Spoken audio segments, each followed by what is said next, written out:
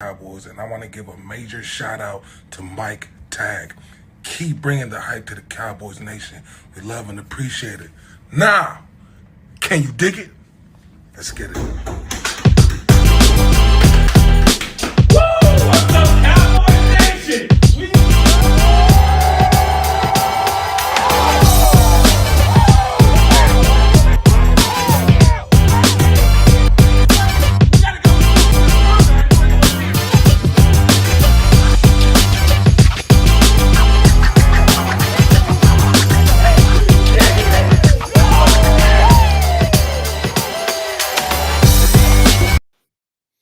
What is up, Cowboys Nation? It's your boy Mike Tag here. Of course, we got Kelly. This is a little early for us, right? We're usually at night, but when you got a special guest, you got to make things happen, right, Kelly? That's right, and it's never too early for a Dallas Cowboys legend to walk into the Cowboys cave and talk some football with Cowboys Nation. So if that doesn't get you up and energized and pumped up for our guest, then I don't know what will. No, absolutely. So we have, and I've told you guys, we got a special guest, Cowboys legend. You know your boy.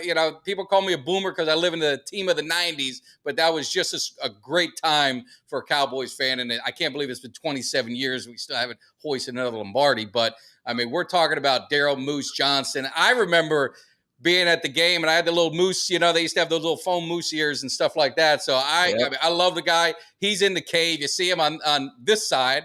Well represented here, and he's also over there with Emmitt Smith. So without any further ado, we got to bring on the man, the legend, Mr. Daryl Moose Johnston. How are you doing this morning?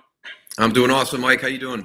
Doing well. Thank you so much for jumping into the cave. You can see, we got a little shrine here, and you're well represented. You're well represented all over. I got a spot for you on every wall, but can't thank you enough for definitely taking time out of your day to jump in to talk about maybe a little bit of Cowboy football. Absolutely. A little bit of nostalgia and a little bit of update on what's going on today. Absolutely. So, Sure.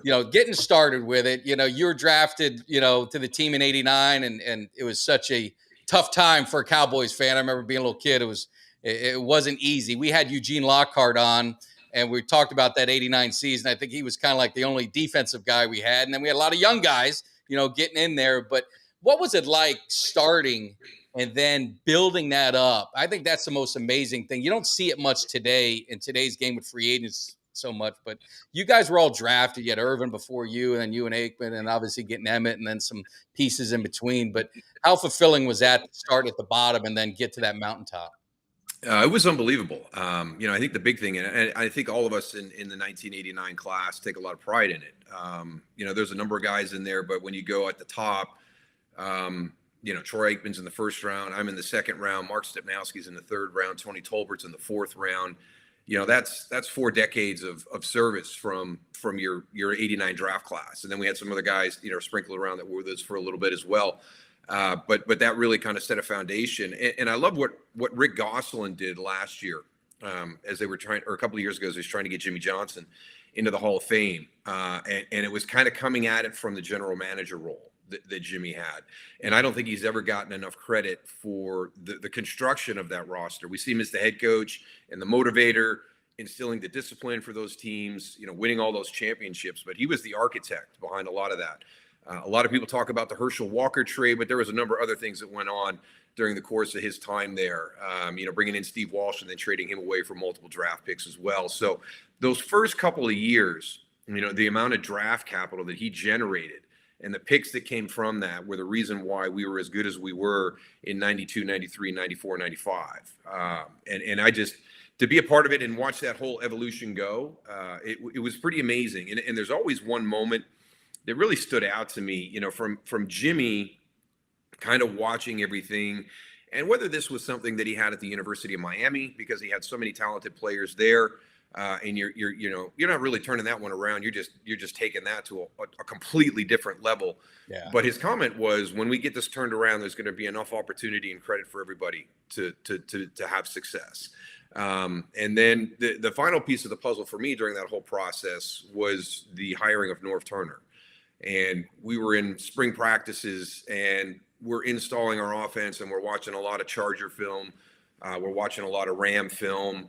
And you're starting to see the skill set of the players on our roster and how that would fit seamlessly into the offense that Norv had brought with him and was trying to put together with our personnel. And as that spring went on and then into training camp, it was just a perfect fit for what each player was bringing at each position into that offense. So that's, I think, the end of 91, going into, the 91 offseason, going into the 91 season, was where we really started to think that, something unique could happen, but I don't think anybody anticipated us doing what we did over the next 3 to 5 years. Yeah. No, it was awesome. And Kelly, you want to jump into? Well, I was just you talked about, Jimmy Johnston. Obviously, he is, he's talked about as one of the greatest coaches. Obviously, you got Tom Landry in that conversation as well. But, just talk about Jimmy as a head coach. I know we had Dave Campbell on, and he talked about the genius of Jimmy Johnston and just, kind of how he put that collective group together, because obviously we know that there were some characters on the team, and Jerry wasn't afraid to, bring guys in and kind of shake things up. But speak to that relationship that you had with Jimmy as a head coach, and how it was that he just kind of got everybody together on that same page and just, built that roster really from the ground up and made it into the dynasty that we all know and love from the 90s. Yeah, there's a few people in the football world, and I've been around a couple of them, that have the unique skill of driving you so that they will respect you as a player. I think a lot of us, all we wanted to do was have Jimmy respect us as a football player. We didn't need to go out and have a beer together, but the way you approached it day to day, your work ethic, your football IQ, your role, maximizing and really kind of elevating your role on the team is what he was able to inspire from all the players. You wanted Jimmy to respect you as a football player because you knew how good he was in his world, and how much respect he had. And that's a very, very unique skill set. And, that was kind of one of the driving forces. One of the big things I remember happening early on was we went through that first training camp in 1989. I think we might have been 3-1. The only game we might have lost, and believe it or not, this will be shocking to some people out there. I think John Elway came off the bench for overtime to beat us in Denver, in preseason. Yeah. And I think I remember that correctly. And so we're kind of breaking training camp, and it's been a smooth camp. We were out at Thousand Oaks at that time. We hadn't gone to Austin yet. We started the season in New Orleans, and I think there was an air of confidence from our team going down there, and we just got our asses kicked in New Orleans. It was 28-0. We were not physical. We did not tackle well. So all the key things from football, we just did not execute well. And a lot of that is driven by practice. And I'm sure everybody's heard the stories about how demanding our practices were down in Austin. Well, this was kind of the beginning of that. Mm-hmm. And Jimmy came in and said, listen, that was one of the worst performances I've ever seen by a football team in the fundamentals. He goes, so if I'm going to do this and I'm not going to have success, it's going to happen my way. So starting this week, we are going to be full pads, backs to the ground. We're going to learn how to tackle. We're going to learn how to block. We are going to become a physical team. And just know that. And if you don't want to be a part of this, then you don't have to be here. But that was kind of the tone setter right there. And it all happened after that week 1 embarrassment down in New Orleans in 1989. So that was really for Jimmy, where I think he felt that there was a difference. He had to approach it a different way from the collegiate game to the NFL game, because we were older, we were more mature. We didn't need the discipline. We didn't need the thumb on top. Mm-hmm. We didn't need the challenge. And, we're all just little kids in big boy bodies. So I think that he realized right there, I'm going to do it my way, because I know that has worked in the collegiate game. And I got a good feeling it's going to work at this level as well.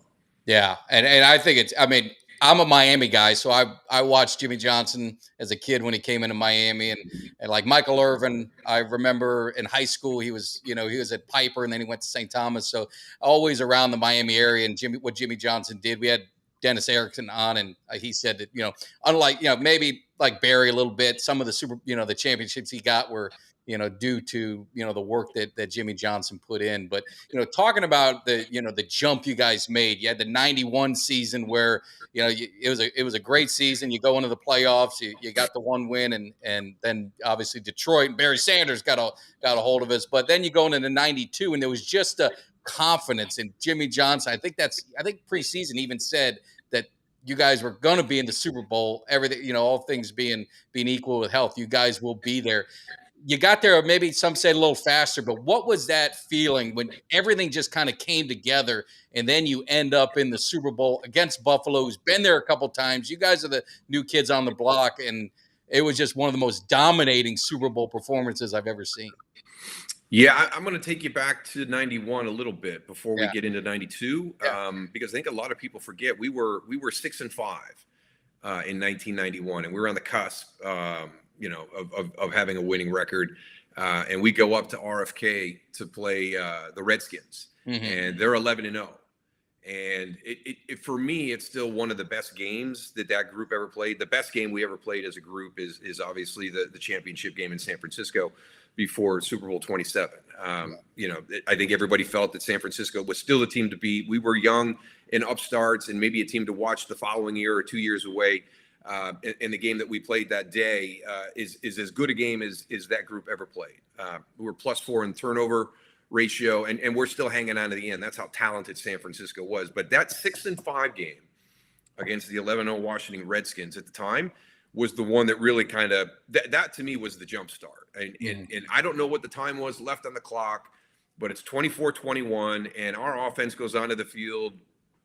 I don't know, close to 7 minutes, maybe a little bit more than 7 minutes left in the fourth quarter. We never left. We ran the ball right down their throat, killed the entire clock. And again, this could be poetic license, but as everybody goes back and check, I hope I'm correct, but that was when this group was like, wow. And that's why the story that we heard later that year in the playoffs, when Washington had the bye and they were getting ready, for the divisional round, they spent their bye week looking at our stuff, not looking at Detroit stuff. They felt that we were going to go in and beat Detroit.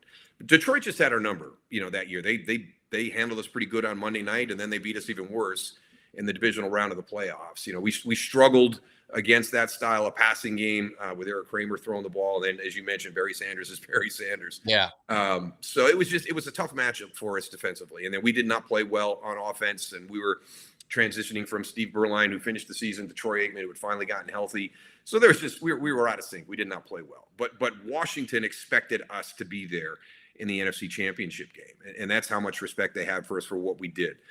So I always go back to that game in 91 as really the one from a mental standpoint of who we can be. What if we want to, we can impose our will on anybody. And when you can do that to the 11-0 Washington Redskins at the time, and that team was fantastic. I mean, that was Buffalo's first opportunity in a Super Bowl, and they ran into a buzzsaw, or second opportunity there.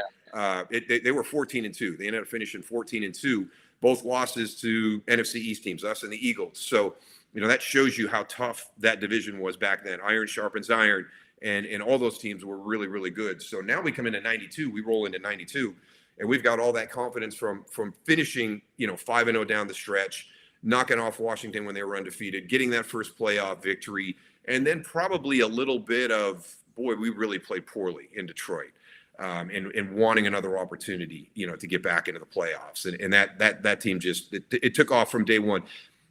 There was never a lot of adversity to face for that 92 team. It was one of those unique seasons. Injuries weren't an issue. Any hard lesson that was learned on the playing field was learned, corrected, and then never happening again. So that to me is how that whole process started right there, going in through the 92 season. Yeah, and I think in 92, again, people will correct me if I'm wrong, but I think you opened it with Washington, either home or away, and I want to say put it on them pretty good in opening night in that 92 season to kind of get it going. But yeah, so that it was just 92 was just dream come true for any Cowboys fan. I know you guys loved it, but for us, it was like all this. When I was a kid, man, I was an 80s kid, and God, we got the hell beat out of us so many times, and you finally get it back. The thing that upset me the most was I was the only kid in school. I grew up in South Florida. I was the only kid wearing the Cowboys stuff. Then all of a sudden, there's Cowboy stuff everywhere at school. I used to get mad. So, Yeah, well, Daryl, you talked about these, the teams in the '90s. Obviously, we know about the Super Bowls, but there was a lot of great rivalries back then. I mean, you talk about the Redskins, that 11-0 team. Obviously, there was, the hatred between the Eagles and the Cowboys. You had the Bounty Bowl in '89. You had the Giants, Emmitt, and the separated shoulder game. I mean, you've just all these great rivalries. Who did you guys look at as as a collective, or was it just you wanted to beat everybody in the NFC East? Who was your rival that you guys really enjoyed beating at that time? I know the Niners, you guys had a lot of battles with them in the playoffs. So who was that one team for you that you just really enjoyed getting the win over? Yeah, I think for a rivalry to really exist, there has to be a lot on the line when you play. When you're playing during the regular season, the division rivals happens, but to have that rivalry take the next step, it has to be playoff games, championship games, for it to really start to grow. For us, I think we appreciated the Washington-Dallas rivalry. I think it's one of those iconic ones that, and early on, as they were kind of coming down and we were going up and we crossed over. There were good games early on there. We mentioned the game in '91, what they were able to do that season. The two Monday night games, the one to start '91, the one to start '92. There was some really good stuff there with the Cowboys and the Redskins at that time. But what really was the one that solidified our rivalry in the division ended up being Philadelphia, because that was the team that we were playing in the playoffs. That was the team with a phenomenal defense in 90, 91, 92, 93. Oh, yeah. Our offense against their defense, you mentioned in 1989, it starts off out of the gates with the Bounty Bowl and Buddy and Jimmy.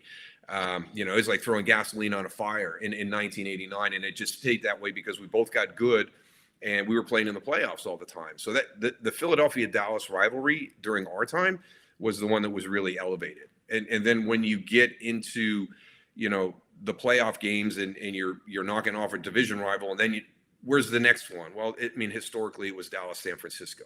Yeah. That was an awesome rivalry. And then it became Dallas, Green Bay, and you're going back to Ice Bowl. You're going back to the catch. You're going as a football player. You're now being a part of these rivalries that have kind of been reestablished from some of those historic, iconic games. Yeah. And that became a really crazy dynamic. The Dallas, Green Bay, San Francisco dynamic at the time. We handled Green Bay easily. We seemed to always be able to play well against Green Bay. I got to remind the Packers fans that there was a time 7-0 against Green Bay. We ended their season so many times. Yeah, and Reggie White, legendary player. Reggie was in Philly and then went to Green Bay because he wanted to win that championship, but he was still having to go through Dallas all the time, and we were knocking out Reggie, from the playoffs, in consecutive years. It was amazing. But we seemed to be able to play well against Green Bay. We matched up well. Green Bay seemed to match up well against San Francisco, and San Francisco seemed to match up well against us. So there's a really kind of crazy dynamic going around between the three of us, at that time. Once Jimmy left, when Jimmy was there and those teams were as strong as they were, I really don't think it mattered, who was getting rolled out. We always say if Jimmy never left and Eric Williams didn't get into a car accident, there's no telling how many championships that group would have won. So, for a while there, we respected everybody in the NFL, but we feared nobody. Yeah, no. And just touching on the transition, we won't need to go too deep into it with Barry, Jimmy to Barry. We had Barry Switzer on, and I think he's a great guy. He's and I told him, I think he doesn't get enough credit. Now, obviously I think it was Jimmy Johnston's guy, so I'm not gonna get too crazy, but for him to walk into that situation and win you guys over somehow, and all the coaches there and everything there, that had to be tough on Barry Switzer to walk into that. Plus, he was friends with, knew Jimmy Johnston, knew, Jerry. And he even said, first thing he said, he told Jerry, he's like, how did you screw this up? I mean, everything together. Like, how could you do this? But he went in, and I mean, how was that transition? We talked to Dave Campbell about it, and he said it was just odd because you had all the coaches were still there, and then you had Barry Switzer coming in. So that just had to have been tough. And you heard Michael Irvin say it, you just said it, does it leave you with what could have been if just the egos aside could have been all right in Dallas? Yeah, I think a lot of people forget, though, when you have success, your roster gets rated, your staff gets rated. We didn't have Norv Turner anymore. We didn't have Tony Wise anymore. We didn't have Dave Wanstatt anymore. We were losing our coaches, our key coaches, and not just, good coaches on our staff, but good friends of Jimmy. Yeah. And for Jimmy, the biggest thing was, work hard, play hard. And that staff embodied that. They grinded as coaches, and then they enjoyed each other's company. And that's why they were so good, because they were not, we talk about it as players, that we kind of transcended the teammate and became very good friends. Our staff did the same thing. And maybe we watched and followed their lead. Jimmy didn't have a staff. Jimmy had a group of guys that he enjoyed being around that were good football coaches. Yeah. So as you started to lose those guys, you lose some of those relationships. And that's the challenging part about professional football. It's hard to keep everything together when you have success. And that's what really happened to that team. And it was difficult for Barry to walk into that situation. It's a team that's gone through an incredible run that could be cresting and coming down the other side. We're getting older. We're having key injuries, and we just lost an iconic head coach. And we're gonna plug and play with Barry Switzer. Yeah. Who'd earned his chops, as a coach in the collegiate level, did some great stuff. And he's not getting any credit when he signs that contract, regardless of what happens from a success standpoint. He is not getting any of that. So he's got to be okay with that going into that situation. And I don't think there's anybody else that Jerry could have hired that would have walked into that situation as the only guy coming in. This is the only change we're making. Yeah. And agreed to do that, and then go on and have the success that he had by winning that third Super Bowl in the fourth year. Yeah, I mean, I know he made that comment of 500 coaches. Barry and I talked. There's no way. I don't think 500 coaches could have coached that team, because there's a lot of, like I said, Barry had that ego and just kind of, he was good with everything. So no, definitely agree. Now, one thing, we will definitely want to talk about the Cowboys. Get your thoughts on this one, but Kelly and I wanted to at least ask you a couple questions. Emmitt Smith. So Emmitt Smith is, you're one of my favorites, but Emmitt Smith is, my all-time favorite player. I've got a whole shrine of him over there. The thing I love about Emmitt Smith is you never know. You meet athletes, and I've met him a few different times in public gatherings and this and that. Airport, I ran into him. Every time I've met him, he's always been just class, nice, just everything that you would hope for when you're meeting your idol that you grew up watching. So, but Emmitt Smith is a player. I get in arguments. I get in fights, because I will go to my grave saying, you give me a game on the line, Super Bowl, I'm taking Emmitt Smith over Barry Sanders. I'm taking Emmitt Smith over any running back, because he just did everything good, and it did everything great when you put it all into it. It's unselfish. I mean, you think about the Giants game that Kelly talked about, is the pass protection, catch, everything he's done. He always went forward, never went backwards. Am I crazy? I mean, am I okay saying that Emmitt Smith's the greatest that I've ever seen in the NFL? It's kind of hard for the other side to bring up arguments to say that that's not correct. And I let everybody know, because I have the same conversation. I tell them flat out, listen, we can get into the conversation who's the greatest running back of all time, but you got to know that I'm biased. Yeah. I just tell them right out front. And to the points that you talked about, he was ahead of the curve as a complete back. He was ahead of the curve as a guy who took care of his body away from the facility. He went into other areas to make sure he was as close to 100% as he could possibly be during the course of the season. And for me, the true definition of greatness is talent over time. And that's where Emmitt separates from everybody else. The NFL is hard. And if you're going to go chase Walter Payton, you're going to have to be really, really good for a really long time. And for him to walk in as a rookie and say, when I retire, I'm going to be the NFL's all-time leading rusher, that is beyond bold, because I think that's not just faith in the draft is bold. Yeah, it's not just faith in you. Yeah, it's faith in everybody around you. Because as a running back, if you don't have the other 10 guys around you, if you don't have a complementary passing game to lighten boxes, you're not gonna put up those numbers. And then for him to play as well as he did for as long as he did is the reason why he's always my favorite. Now you can watch Barry Sanders videos, you can watch Jim Brown videos, whoever it is that you think is the best running back in the history of the NFL. There's going to be opportunities for you to present your point. But for me, when you're the all-time leading rusher in NFL history and it's great talent over a long period of time, I think that kind of ends the conversation. You may not think he's as great a running back from a dynamic standpoint as Barry Sanders. You may not think he was as physical and dominating in his time as Jim Brown was, but you can't deny how good he was for as long as he was. Yeah, no, absolutely. I want Kelly to jump in, but I just want to add one more point to get your, because this is always my argument to them. They'll say, well, Emmitt Smith was great. He had Moose, he had the line, and I accept that. But what I always come back to is, maybe Emmitt had something to do with the line too.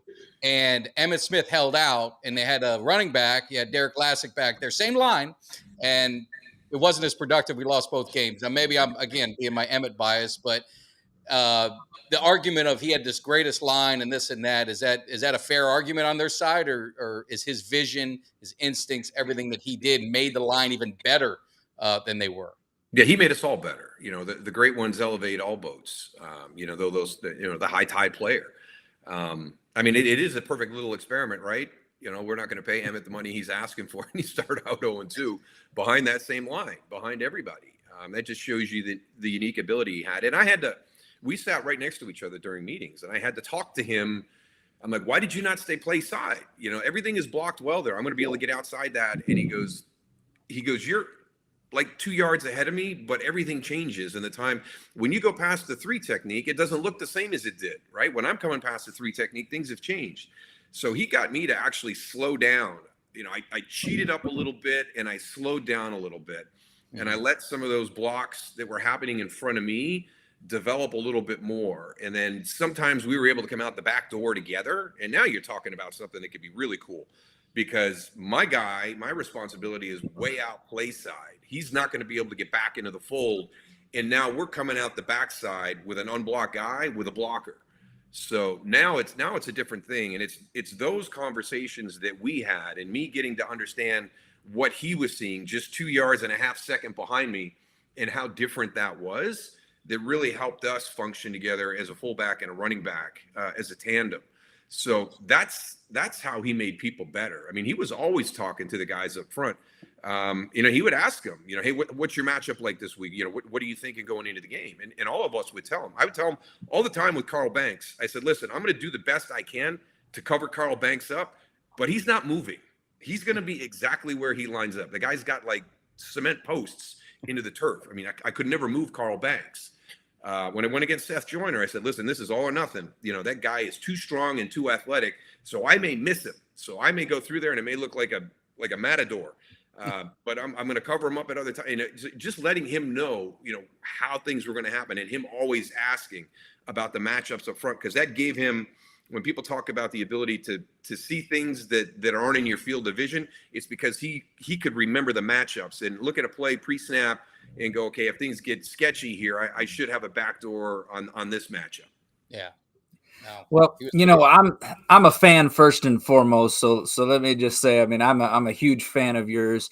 I'm a huge fan of all the 90s Cowboys, every Cowboy period. But you develop relationships with these players and attachments to them. And one of the most special moments for me was Emmitt's Hall of Fame induction speech, when he had you stand up, singled you out, and spoke to the relationship that you guys had, and just how special that was. And I'm going to be honest, I thought there might have been some onions in the room at the time, because I was getting a little choked up myself. But it was just a special moment to see you get that recognition, because, the fullback position may not be the most flashiest position, but you could just see how much that relationship that you and Emmitt had, how much it meant to him. So just speak to that moment, how that felt at that moment, getting your flowers, so to speak, during his induction speech, how special that was for you. Yeah, it's one of the high points of my career. Like you said, I'm not going to have an opportunity to have a statistical season where, I'm going to be able to reflect back on my accomplishments in that vein. It's going to have to be, what was my role? How did I perform my role? Did I elevate my role? And I always approached it that way. And the way for me to do that was to be able to help Emmitt accomplish what he was going to accomplish. I kind of lived vicariously through him. And we've talked to people all the time, and, can you describe your relationship? And it's funny, because he used those words in his speech. You took care of me like I was your little brother. And that's kind of how our relationship was. And it's weird because I became an Emmitt Smith fan when I was at Syracuse, reading about this kid from Escambia High School. He was doing all these crazy things. Back in that time, the USA Today had a really good sports section and really kind of delved into, all levels, not just professional level, but collegiate level, and even high school. They had those high school rankings on the back page of the sports page. And, I'm reading about this kid down in Escambia, Florida, and I start following his career. He's going to the University of Florida, and it's amazing that we ended up on the same team years later. And I tell this to people all the time. My favorite number growing up as a kid was 22. I wore 22 a bunch. It's probably the number I wore most consistently. I never tied myself to a specific number, but if there's a number I wore more than any other number, it was 22. So we had all these like crazy connections, and then for us to be paired together and do that, and have the chance to be teammates, for him in that moment, that's huge for him to include me the way he did, meant the world. I could have accomplished virtually anything in the game of professional football, and nothing will have meant more to me than the respect that he showed me in his speech. Yeah. No, it was still like, as you're saying, and I'm getting, I got goosebumps just remembering it. Like I said, I'm so in love with the 90s Cowboys, and we're gonna change gears because now we got a lot of pain to talk about. 27 years. I obviously I got to think you're still a Cowboys fan, even though you're a great broadcaster on Fox, and I'm sure you're unbiased in the way you call the games. You do a lot of Cowboy games, but 27 years. Would you have ever thought that as a Cowboy, that we're still waiting for that 6th Lombardi trophy? No, even to the point where I think Jacksonville was playing New England in the AFC Championship game in 2017. Yeah. And I don't know why. I don't know. Maybe everybody just likes to poke the bear when it comes to Dallas, but they put up, since 1995 championship game appearances, Jacksonville Jaguars 3, Dallas Cowboys 0. Yeah. It was just like, and I'm like, there's no way that's right. There's no way that somebody just blew a graphic on TV, and you look it up and it's actually true. Yeah. So yeah, it has been a long, hard time. I think it goes to show you can be really, really good, but you got to have a little bit of luck along the way, and you create your own luck. And our team was able to do that in the 90s. You can go back, and there's a number of teams for the Dallas Cowboys, 08, 12. There's some really good teams, and everybody talks about what Eli Manning did, preventing Tom Brady from having 2 Super Bowls. Well, he probably prevented the Dallas Cowboys from playing in 2 Super Bowls. It's a magical run by a quarterback who's basically 500 through his whole career, but in 2 separate seasons played 4 of the greatest football games ever. During a 1 month long stretch in the playoffs. So there's a number of Dallas Cowboy teams in those 27 years that may have had the opportunity to win a Super Bowl championship. But the timing and the circumstances did not allow that. And that's why when you get there, and it was one of the things that drove our team. When we got there, we got to cash in on this. We don't know if we're ever going to be back here again. As good as we were, we didn't know if we were going to be back again. You're one major injury away. You're one, key mistake at a critical time, from not making it back to the Super Bowl. It's amazing how much stress you're under. That's why what New England was able to do is really absolutely incredible, especially during the salary cap area. Yeah. So many things can happen that derail a Super Bowl run, and yet they were always able to manage that and overcome it. And Dallas, the franchise, has not been able to do that, since we won our last Super Bowl championship. But there have been opportunities, but it's just been different things that have gotten in the way. Yeah, I always say it's the things. Bad things happen at the worst possible time for the Cowboys in the play. 3rd and 19, the catch that wasn't a catch. There's the Giants game you talked about. We're the number 1 seed. We go in there. Patrick Creighton drops the ball that he's going to the house. It's like you said, one little play. So looking at this team going into 2023, maybe I'm setting myself up for some heartbreak, but I just look at this roster. I look at the team. I look at everything around them. Like, this is the NFC is kind of down, which, you lost some of these quarterbacks. They all seem to be shifting up to the AFC. So all the stars, for lack of a better word, are aligning. But the one thing I wanted to ask with Dak, I've never seen a quarterback get so much criticism by the national media where they're evaluating practices, and if he throws an interception in practice, it's like the world has crumbled, away, and he's terrible. Have you ever? I mean, is it just me, or why is there just so much scrutiny on Dak Prescott as a quarterback? And do you think he's, from everything you've seen in your history, is he a guy that can lead this team to a Super Bowl? Well, I think the star has been the target all the time. And that, they couldn't say anything about our 90s team, they go to our off-field antics. That was, okay, we're going to beat you up here. We can't say anything about how you play football, but we can say what you do away from the game of football. So that was their escape back then to try and take us down. Dak threw the most interceptions with fewer games than anybody last year. Where is the weakness that we can exploit? And then we're going to come after you in that area. So that's what they're doing to him. And, I follow him loosely all the time. And, you're going on social media and you see the interception, and everybody, Eagles fans are, oh my God, there he goes again. And it's, it's just, okay, well, what happened there?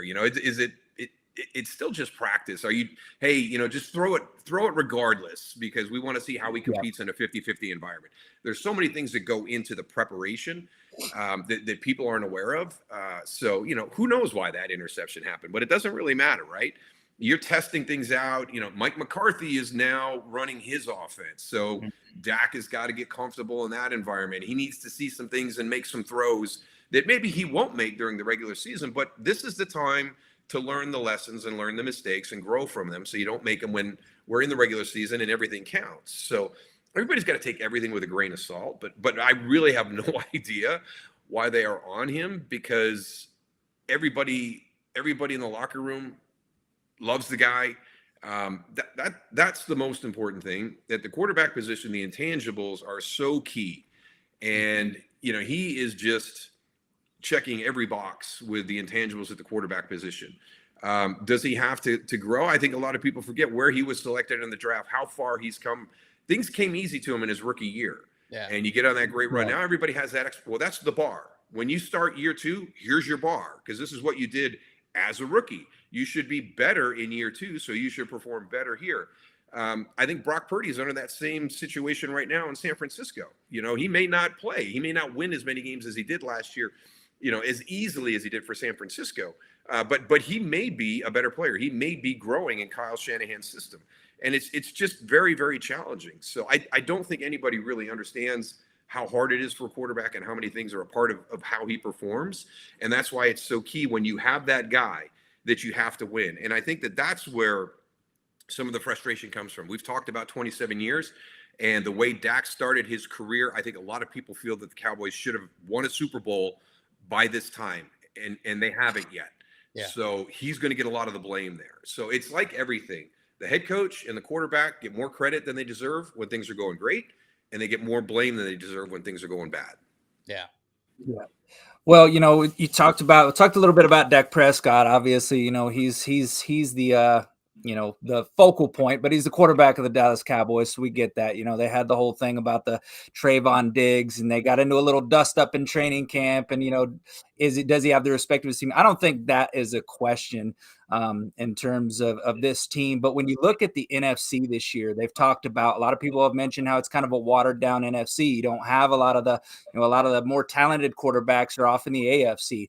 So when you look at this Dallas Cowboys team as constructed, they've made the additions of Stephon Gilmore, Brandon Cooks. You look at this team and think, that this is probably their best chance to win a Super Bowl would be this year. I think that's hard. I think it's hard to say. I don't think I've become a big Windows guy. It was one of the things that I really fought for a long time. But the more you look at it, when you talk about the way that teams are looking at the draft class, hey, you've got 4 years on this contract to prove that you're going to get a second contract. So you're automatically in all these 4-year windows, just from the draft standpoint. And then when you hit and you get good guys, and all of a sudden you've really done a good job in free agency, you've done a great job in the draft, and now you see that opportunity for a championship, that's where the window thing has come in for me, and it's something that I've had to kind of grow into. Do I see the Dallas window closing anytime soon? The only way I do is, how do you transition that offensive line? That's the one where you're starting to see it, you know, that phenomenal offensive line from 17, 18, starting to transition out. Zach's still not in camp right now. You know, Tyron, you know, how many games can Tyron play? You know, we're transitioning there with a window-like scenario. And that, to me, is going to be the most important part, because who is in the NFC that's going to derail Dallas? It's going to be Philadelphia, and it's going to be San Francisco. And what do they both have? They both have really, really good defensive lines that can put pressure on the quarterback without blitzing if they don't want to. So to me, the most important part for Dallas this season is where is that offensive line at? And I talked about this last year the same way. And Philadelphia was much better in their front last year than I ever expected them to be. I think you have expectations, you know, when you've got Nick Bosa, that San Francisco is always going to be that really tough challenge when you talk about the front. And they've had Dallas's number, you know, the last couple of seasons. So, you know, those would be the two. So is this their best chance? I don't know that. But when you talk that way, that means this team could be descending. And I don't see them descending. I still see them kind of starting to climb. Micah Parsons makes everybody on that defense better. The one fear I would have is Dan Quinn going to be in the head coaching cycle this year and leave? Because Dan Quinn has done an amazing job with that defense. And that they are the driver of this team right now. You can talk about Dak and Brandon Cooks and CeeDee Lamb, and Tony Pollard's going to get his opportunity now, and just all those great things on the offensive side of the ball. This team has success or fails based on that defense, and what Dan Quinn does and what Micah Parsons does. That's going to be the driver of this team, and the guys around him. And that's why, you know, getting, you know, going out and you know, kind of adding some really good pieces. Malik Hooker, I think, was a great addition a couple of years ago. You know, now that he's getting healthy, they've done a really good job. And Will McClay does a fantastic job in this. He's always stretched on the cap, but he always adds something really important. And it usually pays big dividends. They're very, very good with a limited cap, bringing guys back. It's tough when you've got those high salaries in a small group of being able to add those other pieces. And I think that Will does a fantastic job with that. Yeah, no, I couldn't agree more. And I think that was the downside of the Cowboys, you know, near the end of your careers. The drafting was, you know, let's just be honest, it just wasn't very good. And I think they've made a big change with that. The other thing is, you know, you're president of the USFL, and hey, you know, Cavante Turpin, you know, now we got the kicker Aubrey, I believe, is, you know, they just cut the veteran. They say he's looking good. So the USFL has been a platform to kind of help some of these, you know, find even more talent. So just quickly on the USFL, how much fun are you having with that? It's been great. You know, we've got great people around me. You know, I learn every day. I'm blessed to have, you know, Jim Pop is kind of our director of player personnel at the league level. Jim's won 5 Grey Cups. You know, his linebacker coach at Michigan State was Nick Saban. Wow. So we're talking old school, and I learn from Jim every single day. Got a great ops guy in Doug West, who's been, you know, an equipment manager in the NFL for 9 years, and you know, director of football ops, you know, with the Texans for 12 years. So, you know, I brought back Robert Blackwell. I brought back Kevin O'Neill into the USFL family. I mean, great people do great things. And so I try to surround myself with as many good people as I possibly can. And we're creating that professional environment, and we all get together and we all talk and we put our spin on things. And one of the things that I love about our league is we're not arrogant at all. If we're doing something that doesn't make sense, or, you know, we're 3 weeks into the season and we're like, wow, this isn't working.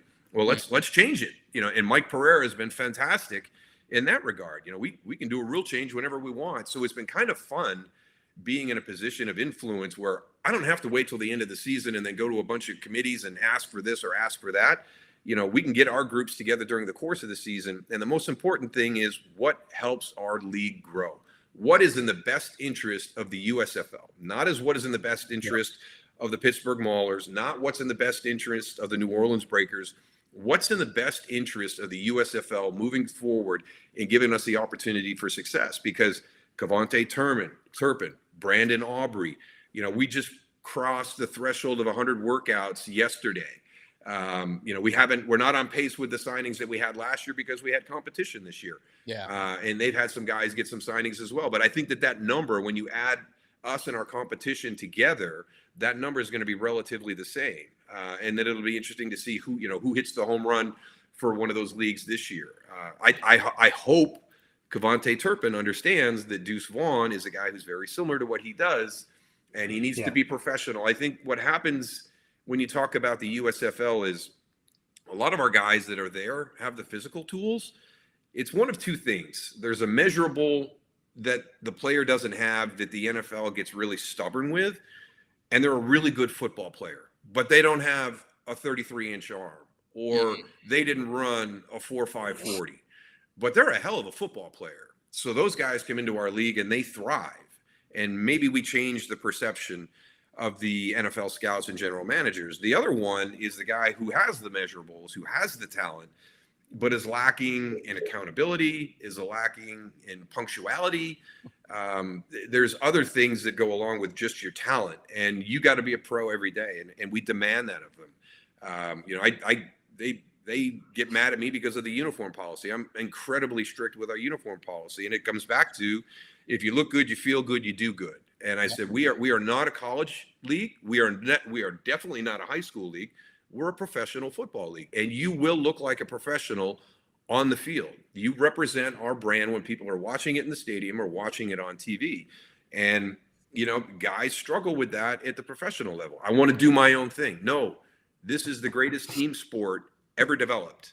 We do not need individuals. We do not want individuals. We will let your individual personality shine through and allow you to do the things that are part of you when it comes down to being a person. But as a football player, you will adhere to the rules and the policies of our league, or you will be penalized. Yeah. And it's funny, and I would let Kelly jump in, but I talked to my son about this, who's just graduated high school, he's going to college. And I always try and tell him, you need to look the part. And like when I go to work, when I wear a suit, I act a lot different than if I'm wearing basketball shorts and a t-shirt running, going to work or running outside. And I think to that point is that professional look that's what you want. I think it's important for these kids, because if they're going to the NFL, that's what the NFL does. They find you if your socks are down. So you might as well get ready for it. If that's your goal, ultimate goal is to be at the best level, then you got to follow it. But yeah, I just wanted to say I couldn't agree more with what you said. Yeah, that's what we're trying to do. We're trying to prepare them for the environment that they're going to walk into. Hopefully they're going to walk into. Dion had a great one. He had a thing on social media this year that my wife Diane sent to me. She goes, "Here's some ammunition as you're trying to get your uniform policy in place." And he walks into the weight room, and the guys are not dressed the right way. And get out of the weight room. That's not what we're doing here. And he got into a story about his uncle who didn't have a job that he loved, but wore a uniform every day, and he respected the uniform. I look the part. I'm a professional.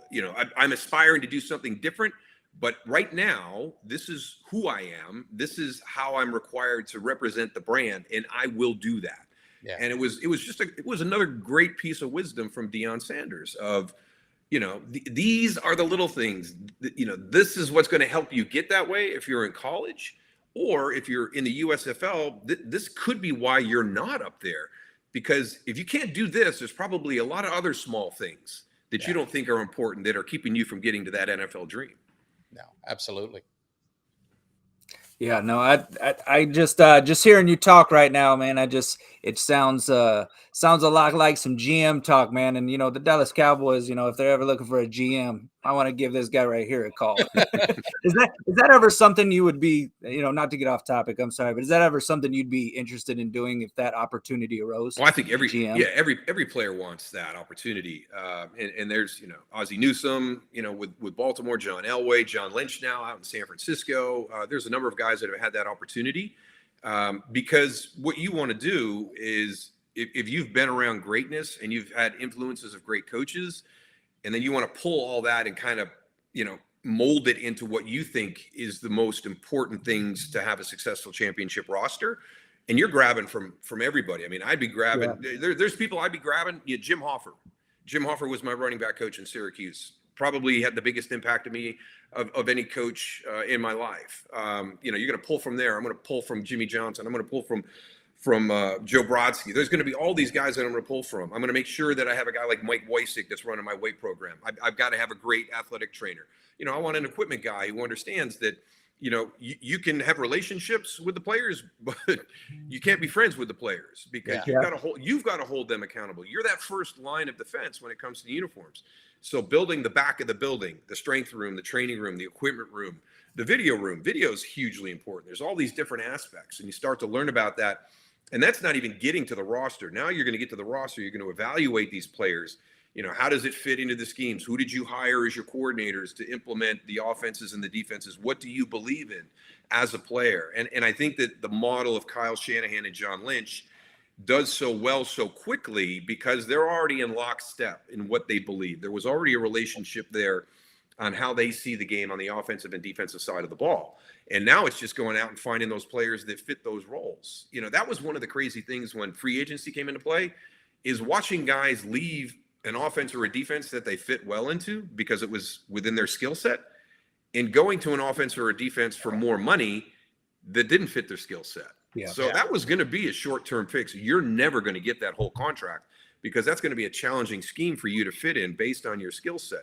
Where to have that success when you understand what the scheme is and now you're plugging the players in positionally because this is what we want from our big nickel. This is what we want from our Mike. This is a rush end.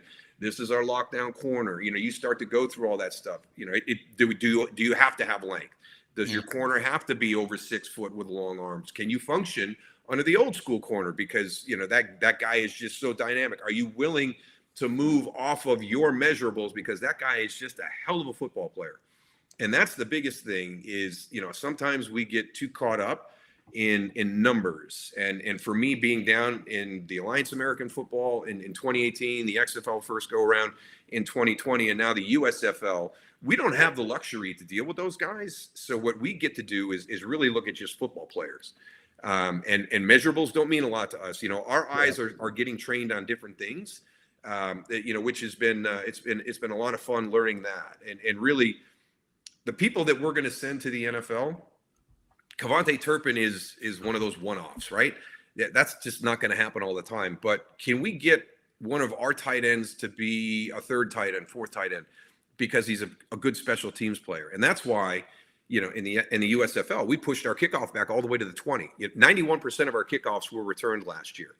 Our punts get turned quite a bit. That's one of the things we're going to look at this year. We struggle with field position at the start of the drive because we had a lot of kicking in situations for our punters. So our punt returners didn't get a lot of chances this year, but our kick returners still continue to get more chances. It's not just the returners then, it becomes the blockers and the tacklers and the cover guys up front. And so you get to see whether that guy could be a fourth running back and a four-core special teamer. He could be a fifth wide receiver and be a four-core special teamer. Those are the guys that we're going to end up sending to the NFL. Wow. I tell you, I learned so much. I mean, you definitely got it down, and it's amazing the detail. A lot of fans, we just don't think of that, and you think of free agency, like you say, you chase the money. And I go back to Alvin Harper, and he got paid and it was good, but he got in a bad situation in Tampa, and then he's gone. He's just out of the league, and he was so important to that 90s team. So what you said, but one more question on this team. I know we're up against the clock. I don't want to hold you too much. The fullback position. Obviously, people don't know. I mean, they created Pro Bowl fullback position because of Moose Johnston. That's why I got the picture of him in the Pro Bowl uniform. We got a fullback. He's a fan favorite. They undrafted free agent. I don't know if you've seen anything on him because obviously you're just getting started into the season. But Lupke, have you seen much of him? Is this something to get excited about? Because what worries me on this Cowboys team is I love Pollard. I think Deuce Vaughn can be dynamic. But you said something earlier, and it always sticks in my head. When it's the fourth quarter and you got to drive it down and you need to control the ball for 8 minutes and put this team out, do we have that? Do we have that running back that can do it? And I don't know if we do. Is Lupke a guy some people are thinking maybe can do it? It really depends on where you think your matchups are. And for me, I got lucky. It was a play at practice where Calvin Martin, had an equipment issue. And North Turner yelled for an F. Well, the F in our offense could be me, it could be a tight end, or it could be a wide receiver. And so I stepped into the huddle, and Nor was like, "Not you. I need the wide receiver F." I said, "Well, what do you need the wide receiver F for?" He goes, "Can you run the routes?" I'm like, "Yeah, I can run all the routes. It's the same offense. You're asking the F to do different things. I know the motions. I know the finishing points. I know the routes." So he gave me a shot to do it. And he's like, "How much of this do you know?" And I said, "I know it all."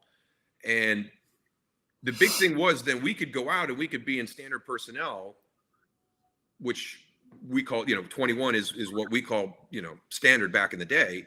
And are they going to run the ball? Is Daryl going to break formation? What are they going to do here? And if they do break formation, is he really a threat in the passing game?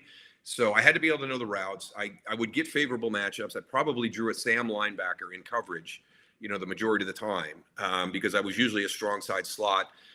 If I was a weak side slot, I never got a safety rolled down. I just walk out the will. So I would be able to get favorable matchups. And so that grew my opportunity to stay on the field. I don't know if we have that luxury anymore in the NFL. The biggest problem is the high school game doesn't develop the position. So the college game doesn't develop the position. So there's really nobody there for the professional game to draft. And when you get a guy like they've got this year, that's very unique.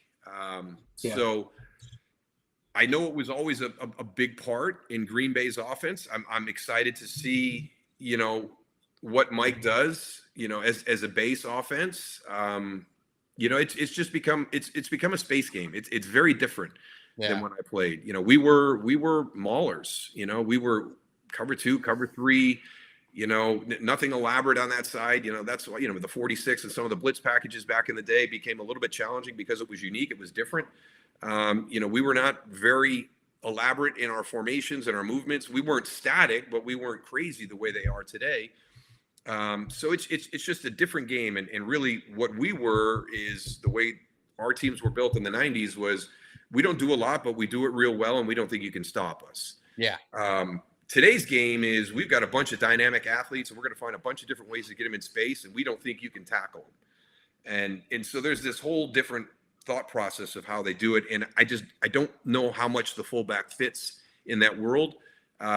There's still value there because you can see what Kyle Juszczyk does, in that San Francisco offense, Patrick Ricard, and what they do in the Baltimore offense. So it's more of a unique fit. And that's where I get frustrated when you try to convert a defensive lineman to become a fullback. Yeah. You try to take a tight end who's a traditional end-of-line tight end, not a movement H-back type guy, but a traditional, Y position and put him in the backfield. Because anybody that plays on the line of scrimmage, their point of contact is 8 inches. When you put them in the fullback position, your point of contact starts 8 yards away. And that is not a technique. That is a test of wills. It is a mentality. This is not going to be enjoyable. This is going to hurt. And how many times can you do that? Can I break you before you break me? Yeah. No, I mean, well said. And like you said, just I want Kelly to jump in, but today's game is we're going to outthink you. We're going to out scheme you. When you played, it was we're going to out muscle you. We're going to out power you. And we're going to tell you what we're going to do. And let's see you stop it. And that's what I always remember about the Cowboys, especially, when you went down to that last drive, is they knew Emmitt was getting the ball. They knew you were coming through the hole and good luck stopping it. And no one really ever could. So that was the beauty of it. So anyway, Kelly, one last question I'll give you. Well, no, I don't really have any questions about that. It's just, it's going to be interesting. I'm just excited to see an actual fullback on the team. It's something it's something that's kind of phased out. So I guess, just the last thing for me would just be, Dak Prescott and that offense has had, Kellen Moore in there, and they talked about how it's been the number 1 offense, been a top ranked offense, obviously scored a lot of points. And now they're changing that up. You've got Schottenheimer calling some things and Mike McCarthy, and there's just been a lot of talk about that. Do you think that it's beneficial though for Prescott? Because they've talked about the relationship that he had with Kellen Moore, that it was more of a teammate and a friend kind of relationship. Do you think it's gonna be beneficial now that he's got a guy and McCarthy, who's not necessarily, and Schottenheimer, not necessarily guys that are going to be approaching this from a friendship, and not to say Kellen Moore was not a professional, but just do you think the dynamic will be better for Dak and he'll be able to grow in this offense with, under a new coordinator now? I think that's the biggest thing to watch this season. I thought Mike did a great job when he first came in of keeping Kellen Moore there, because that's where Dak Prescott was comfortable. And that's what you have to have. You don't want to do a wholesale change in the offense if you don't have to. If there's a great relationship there and there's mutual respect, just keep it there. But guess what? You got to win championships. You got to win playoff games, or we're going to have to move off this. I'm going to give you the chance to show me that this is what we should be doing moving forward. But if we're not achieving the goals that we need to be achieving, then we're going to have to make a change. And that's where they are now. Brian Schottenheimer is much different than Kellen Moore. He's going to be more towards what we talked about in our era. And if you go back and just look at what he's done, the run game is very important, the play action game off the run. So I think that is the biggest question. Is that a great match for what Dak is doing? And as he's getting further into his career, I think it could be. I think the other big one is Tony Pollard. I think we've all been waiting for him to have that opportunity to be the number one guy. It's not a criticism on Ezekiel Elliott. There was something I saw recently, and they compared his stats to Terrell Davis's stats. Terrell Davis is a Hall of Famer, and Ezekiel Elliott has better stats. That's how good that guy was. You forget how good he was and how hard Dallas leaned on him early on. And that's what happens in the running back position. That's why there's so much conversation about that position today and how much value does it really have? Can you really hold on to a guy, into that second contract as a running back? And we're seeing a lot of the teams around the NFL say no to that with really, really good running backs. So I'm happy for Tony Pollard. How long will he be able to stay at the top of his game? It's different being the change of pace, being that kind of unique guy in the running back position, and being a hang your hat guy. And that was the best thing about Ezekiel Elliott, is you could hang your hat on him and he was going to go get you some tough yards. And I'm excited to see Tony Pollard in that opportunity. So that'll play a big role in it, because I think there's going to be more opportunity as you see what Brian Schottenheimer is putting in place and that mix between what he and Mike McCarthy are doing.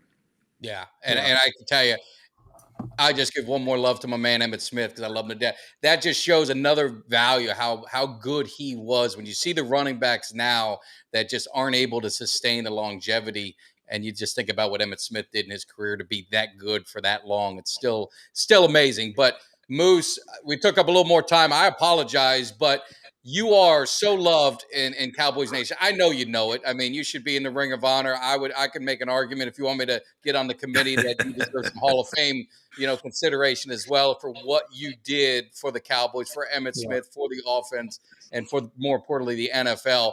Now, we're friends of Jerry, and sometimes he'll pop in. And so we had a little message. Jerry wanted to thank you personally for coming into the cave, but Jerry, I'll let you say one last word to Moose. Well, Daryl, I just got to say that when it comes to former Dallas Cowboys players, you represent the star like none other. And, it just makes me as happy as an Arkansas Razorback rolling in manure to see you up in that booth on Sundays with your suit looking presidential. And I might need to get you down onto the yacht to discuss maybe putting you in that Ring of Honor very soon, because they've got my back up against the wall with this whole Jimmy Johnson thing and getting him up in. And I'm just trying to delay that as long as I can. Maybe we can get you up in the Ring of Honor next. But thank you for all your things you've done for this Dallas Cowboys franchise. Dang, that was good. We could do a J&J Ring of Honor class. That'd be awesome. I just, we'll get going, because I could talk forever with it. But Jimmy Johnson, it just really hurts. I have a lot of effect on this because of what Jimmy Johnson meant to the Cowboys. I don't understand it, and we don't need to get into the egos and this and that, but it blows my mind. And the only thing I could say, and you could say, Mike, you're right, or Mike, you're wrong, I don't think he'll put Jimmy Johnson in the Ring of Honor until the Cowboys win a Super Bowl. That way it's 100% Jerry Jones, without Jimmy Johnson attached to it. I just don't understand it. I don't get it. It's hard to be in the Pro Football Hall of Fame without being in your franchise's Ring of Honor, Wall of Honor, whatever the teams call it. That's got to be one of the very, very few where you're in the Pro Football Hall of Fame, but you're not in your team's Hall of Fame. Absolutely. Yeah, and Darren Wood, it's him and Darren Woodson, and you and I didn't.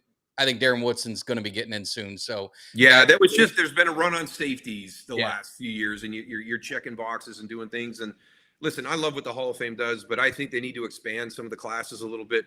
because they run into numbers games, and then all of a sudden, we get into a Mick Tingelhoff situation. We get into, honoring a guy who should have been in there long before that and really can't enjoy that celebration, because we all saw how Mick struggled that night, and Fran Tarkington was unbelievable. That is one of the things that will always stick in my mind. Is I know it's important to have the Pro Football Hall of Fame be challenging to get into, and you got to earn your way in there. But have we made it too hard, and are we not getting enough guys in there in time so they can actually enjoy it?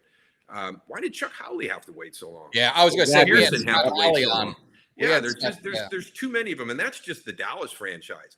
Yeah. Every franchise is going to have their list of why isn't this guy in? Why isn't this guy in? And so I think we really need to kind of, the powers that be, start talking to the Hall of Fame. You've got enough guys that are on these waiting lists that have the chops to be in those classes. Yeah. And it's just it's hard. And what this was like one of the largest classes ever at 9. Mm-hmm. Yeah. Yeah. The longer we wait, the more that we're gonna leave behind, because you can always make an argument for why this guy should be ahead of that guy. And my fingers are crossed that doesn't happen to Darren Woodson, because I could see that trending with all these safeties. And now, because the game has changed and the safeties are, I think Darren in his era, just that combination. I mean, I watched him go into the slot and cover Jerry Rice. I watched him stuff runs. He was a great tackler. He was a great pass defender. He could play in the box, in the deep half. He was the guy that kind of created that mold. And now what the safeties today we're not asking them to do as much as they did back then. So for me, it's, he's got to go in, because he should statistically be ahead of anybody that's out there right now. I mean, he's the leading tackler in the history of the Dallas Cowboys franchise. This was some damn good defensive players that have come through this franchise. Absolutely. Now, we had Scott Howley on last week, talking about his father. And that's what saddens me the most, is when they're not able to enjoy that moment and they wait and wait.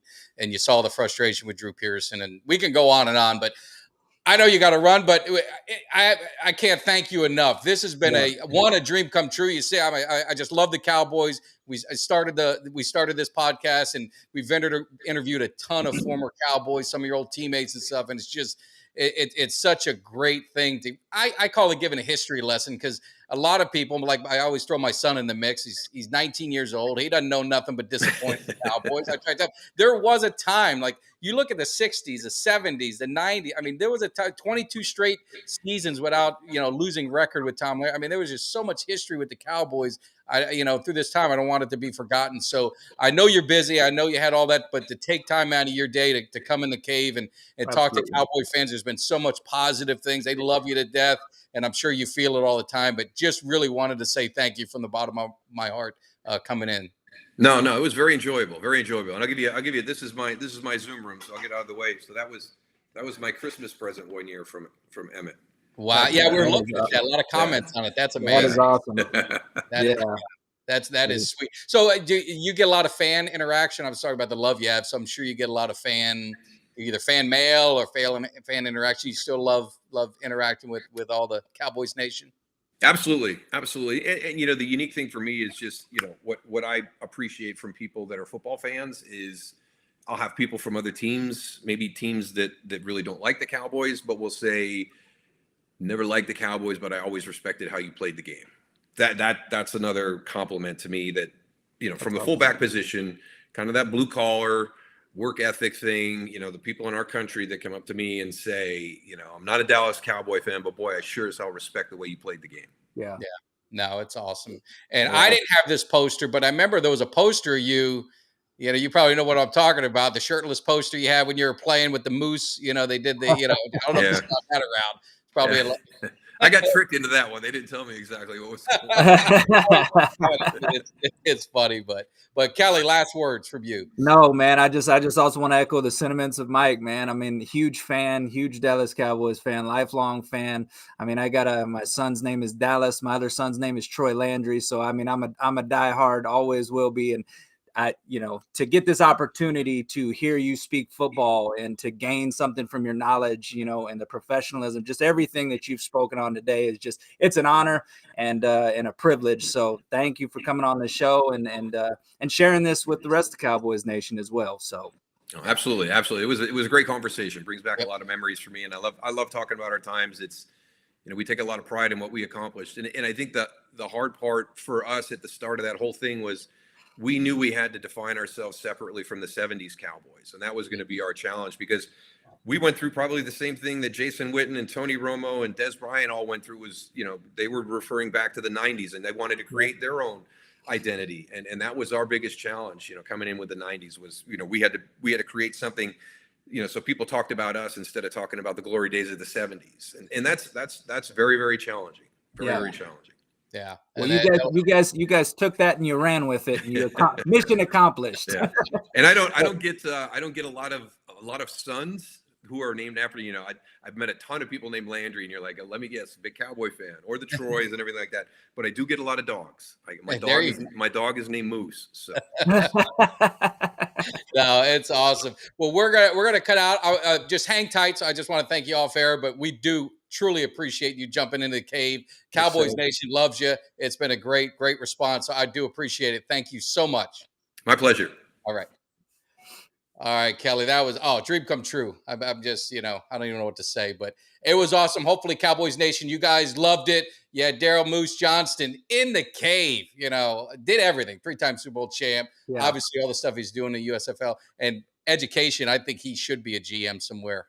I mean, geez. I do, man. I mean, I'm sold. I'm 100% sold. I'm sitting there listening. I'm thinking, man, if that guy's a GM on my team, I'm sitting happy. You know what I mean? Yeah. That's just the knowledge and the way he conducts himself. You can just tell professionalism, and that, you know, that's what it takes. It's the attention to details, and it's the small things that, you know, that add up to the big things. So it was great. That's something that's, for me, that's a high moment for me. It's, you know, you got your lows, this is a high moment. Being able to talk to a guy like that. It's awesome. Hopefully Jerry was watching this. He may get some ideas. So no, we appreciate Cowboys Nation. Exactly. We'll see you guys again live. You guys have a great rest of your day. Thank you. Cowboys Nation. The Eagles get ready, because you might not like it, but you will learn to love it, because we are the best thing going today. Now, can you